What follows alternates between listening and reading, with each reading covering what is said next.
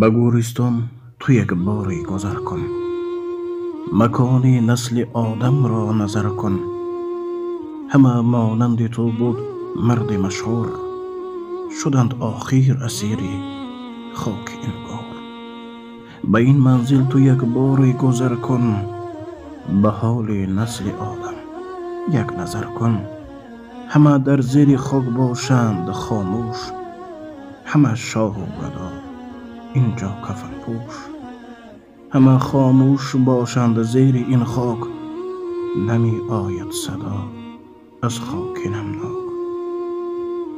خداوند متعال آخرت هر یک ما و شما را بخیر گردانه و از عذاب قبر و از عذاب روز محشر هر یک ما و شما را در حفظ خودش نگه دارد. و السلام علیکم و رحمت الله.